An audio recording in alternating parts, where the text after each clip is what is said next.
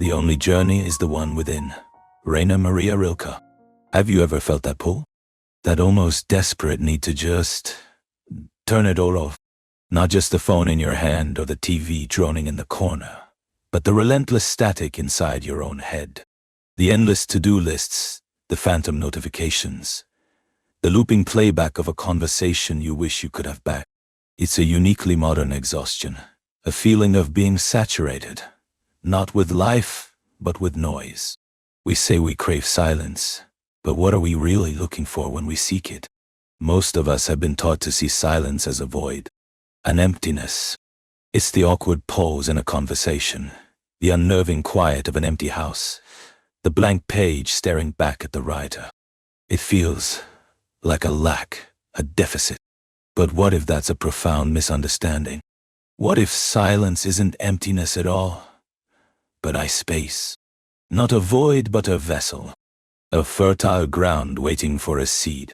Tonight, you and we're going on a journey to reclaim it, to see silence not as an absence to be feared, but as the very space we need to be reborn.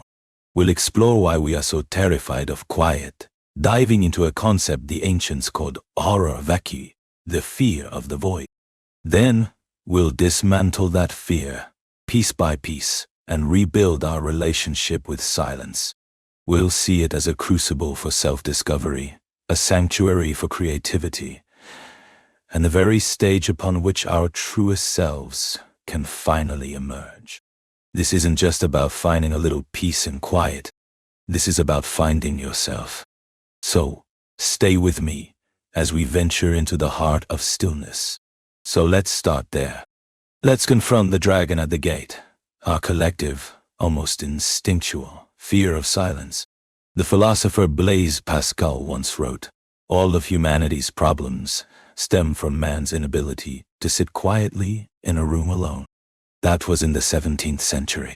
Can you imagine what he would say now, seeing us with our pocket-sized portals to infinite distraction, our headphones building walls of sound against the world, our relentless quest to fill every single waking moment with content, with noise, with something. This feeling actually has a name, a Latin term, Horror Vacui, meaning fear of empty space. Originally a term in physics for the idea that nature abhors a vacuum, it perfectly captures our psychological condition. We treat silence, a mental vacuum, as an unnatural state that must be filled immediately. The moment a song ends, our thumb is already swiping. The second a conversation lulls, someone rushes in with trivial chatter. We consume podcasts while we cook, watch videos while we eat, and scroll through feeds until our eyes burn. Why? Because when the external noise stops, the internal noise begins. And this is what we're really afraid of. In the silence, the thoughts we've been successfully drowning out start to swim to the surface. The anxieties about the future, the regrets about the past, that nagging voice of self-doubt, the uncomfortable questions about our lives, our choices, our purpose. Am I happy? Am I on the right path? Am I living a life that is truly mine? These are not small questions. They are heavy. And noise is a very convenient anesthetic. Think of it like a room in your house you've been using for storage for years. You just keep tossing things in and slamming the door shut. You know it's a mess. You know there are things in there you need to deal with. But it's just so much easier to keep the door closed. The constant noise of our lives is the closed door. Silence is the act of turning the knob, pushing it open, and finally facing the clutter we've accumulated inside our own minds. It's daunting. It's overwhelming. And so, we choose to keep the door shut. But here's the secret. The thing we miss in our fear. And this is the first true shift in our journey tonight. That messy room doesn't just contain junk. It contains forgotten treasures, lost heirlooms, the blueprints of the person you were always meant to become. The fear of the clutter is preventing you from rediscovering the gold. Our horror vacui is not just a fear of emptiness. It's a fear of the profound self-confrontation that true silence demands. It's a fear of who we might find when all the noise is gone. So, how do we begin to open that door? We start by redefining what's on the other side. We stop seeing silence as a negative, the absence of sound, and start seeing it as a positive, the presence of potential. It is not an empty void. It is a receptive space. This is a fundamental cognitive shift from a mindset of lack to one of possibility. It's the difference between staring at a blank canvas in terror and seeing it as a field of infinite freedom. It reminds me of this beautiful concept from Japan, waimai toto. It's often translated as gap, space, or pause, but it's so much more. In Japanese art, music, and architecture, waimai is not an empty space. It is the intentional interval that gives shape and meaning to everything else. It is the silence between the notes that creates the rhythm. It is the unpainted space in a scroll that draws your eye to the subject. It's a pause in a conversation that gives weight to the words that follow. Umaime teaches us that emptiness isn't nothingness. It's a crucial, functional part of the whole. Without the space inside a cup, it can't hold water. Without the space inside a room, we can't live in it. And without the space of silence in our minds, there is no room for new thoughts to form. No place for intuition to speak. No clearing for the soul to breathe. Our non-stop culture has forgotten the art of waimai. We fill every gap, every pause, every moment, and in doing so we squeeze the meaning right out of our lives. And this takes us deeper still, to a powerful, almost radical idea from Christian mysticism. The word literally means self-emptying. In its original theological context, it described Christ emptying himself of divinity to become human. But for us, here, tonight, we can see it as a profound psychological and spiritual practice. Kenosis is the voluntary act of emptying ourselves of the ego, of our preconceived notions, our certainties, our incessant internal monologue, to make space for something greater to end. This is the rebirth we're talking about. It cannot happen in a mind that is already full. A cup that is full cannot be filled. To be reborn, to have that aha moment to truly change, you must first create the space for it. You must practice kenosis, and silence is the primary tool for this self-emptying. When you sit in silence, you are not just doing nothing. You are performing a sacred act. You are patiently and intentionally clearing the ground. So what does this actually look like? Imagine a brilliant scientist wrestling with a complex problem for months. She's filled her mind with data, equations, theories. Her brain is a cluttered attic of information. She's stuck. So, she gives up for the day and goes for a long, quiet walk in the woods. She's not actively thinking about the problem. She's just listening to the wind, noticing the light through the leaves. She is emptying her mind. And then, it happens. In that newly created space, that mental aima, the scattered pieces of the puzzle suddenly click into place. The solution arrives, not as a product of brute force thinking, but as a gift of insight, a whisper from the quiet. This isn't fiction. It's the documented creative process of countless geniuses, from Einstein to Steve Jobs.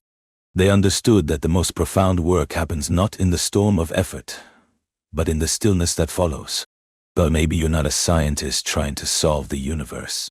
Maybe you're just you, someone nursing a broken heart. Your mind is a tempest of replays, what-ifs, and self-blame. The well-meaning advice is to get back out there. Distract yourself. Fill the void. So you do. You fill your evenings with friends, your weekends with activities, your quiet moments with noise. You're running from the silence because the silence holds the pain. But here's the courageous alternative. What if you chose to sit with it? What if you allowed the silence? At first, it would be excruciating. The pain, the loneliness, the anger. It would all surface, and it would feel like drowning. This is the deconstruction. This is the fire that burns away the old identity that was tied to someone else. It hurts. This is the part everyone tries to skip. But you can't skip it. You have to walk through it. And then, slowly, something begins to shift. After the storm of emotion, a new quiet settles. It's different from before. It's not empty. It's clean. And in this clean space, you start to hear a voice you haven't heard in a long time. Your own. You start to remember who you were before the relationship. What you loved. What made you laugh. You begin the process of reconnecting, not with someone else, but with the deepest parts of yourself. This is the rebirth. It's not a loud, dramatic event. It's a quiet, internal unfolding. You emerge from that period of silent self-confrontation not as the same person, but as someone stronger, more whole, more authentically you. You didn't just get over it. You grew through it. And that growth was only possible because you dared to enter the silence you once feared as emptiness. You found it was the very space you needed to be reborn. So, we've seen that silence isn't a void, but a space. And that this space is essential for rebirth. But this raises a question. Is all silence the same? Is the awkward silence in an elevator the same as the meditative silence of a monk? No, absolutely not. There is a profound difference between empty, uncomfortable silence and rich, generative stillness. The first is a vacuum. The second is a sanctuary. And the key is intention. Empty silence is what happens when we're unprepared. It's the silence that descends when the Wi-Fi cuts out and we don't know what to do with ourselves. We feel restless, agitated, bored. Our mind, addicted to stimulation, goes into withdrawal. It scrambles for a fix, any fix. This is the silence we fear, the horror vacui in its rawest form.